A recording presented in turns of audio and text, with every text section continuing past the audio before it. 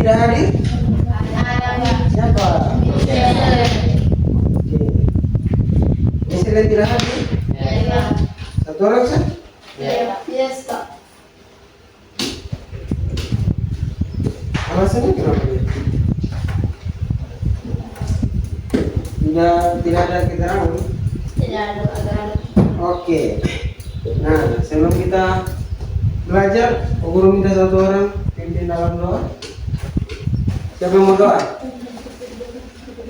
Martin, oke, silakan Martin.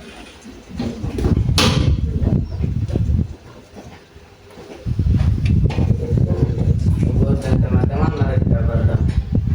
Bapa kami bertanya kepadamu, terima kasih Bapa berkasih dan penyertamu sehingga kami bisa sampai di sekolah ini Bapa. Bapa pada saat ini kami anak-anakmu hendak belajar dan Engkau menyertai kami marah Engkau berikan kami kekuatan sehingga kami bisa belajar Bapa. Dan Bapa berkati juga guru yang akan mengajar kami berlain Kau berikan kekuatan sehingga guru bisa mengajar kami dengan baik Bapa. Apa yang disampaikan biarlah itu kami bisa pahami dan melakukan hal tersebut. Tuhan, ini doa kami hanya di dalam nama kami. Thank you, Martin. Thank you. Nah, oke. Siapa yang masih ingat materi kita sebelumnya? Apa itu? Materi apa yang sebelumnya guru kasih? Teks eksposisi. Nah, di teks eksposisi kita belajar apa aja? Pengertian ciri-ciri. Pengertian dan Ciri-ciri. ciri-ciri. Ada yang masih ingat pengertian teks eksposisi? Ayo. Teks eksposisi adalah sebuah teks yang terdapat ilmu pengetahuan dan di dalamnya terdapat fakta-fakta dan opini. Oke, tepuk tangan. Ada lagi? Atau sama semua? Sama. Oke, bagian ciri-ciri. Ada yang masih ingat? Ciri-ciri. Oke, Jumi.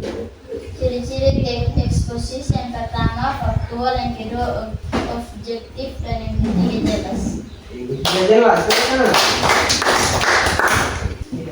Kita masuk. Nah, apa itu tesis? Bisa baca? Bisa, Pak.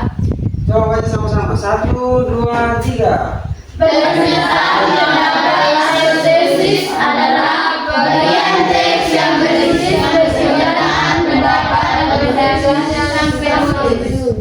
Bagian ini juga biasa disebut sebagai bagian terbuka.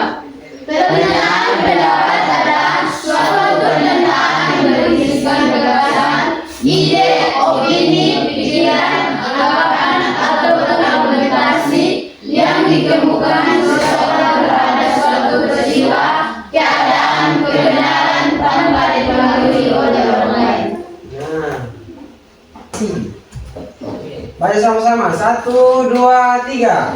Argumentasi adalah unsur penjelasan untuk mendukung tesis yang disampaikan, berisikan alasan yang dapat memperkuat argumen penulis dalam memperkuat ataupun menolak suatu alasan. Argumentasi dapat berupa analisis dan hasil temuan, fakta-fakta, bahkan pernyataan para ahli. Argumen yang baik harus mampu mendukung pendapat bicara yang disampaikan penulis atau berbicara. Nah, Penegasan ulang pendapat adalah bagian yang berisi penegasan ulang pendapat sang penulis, yaitu bagian yang bertujuan menegaskan pendapat awal serta menambah rekomendasi atau saran. bisa paham? Hari ini kita belajar tentang apa? Struktur teks eksposisi. Struktur teks. Eksposisi.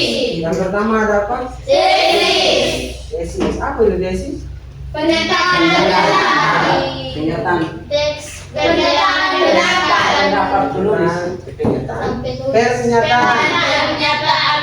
Pendapat. Yang kedua, Argumentasi.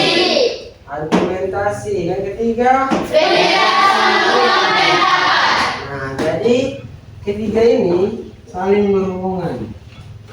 Sudah. Sudah, Pak. Dari tesis ini dia turun ke argumen. Dari argumen dia turun ke Penegasan. penegasan. Karena Dengan ayat 3-nya ini berarti informasinya bisa diterima. Paham? Paham, Pak. Oke. Sebelum kita pulang, Pak Guru minta satu orang pimpin kita dalam doa. Saya Pak. Siapa? Jumi. Bisa Pak. Oke, Jumi. Amin. Amin. Siap. Hormat. Terima kasih Pak dan teman-teman. Terima kasih.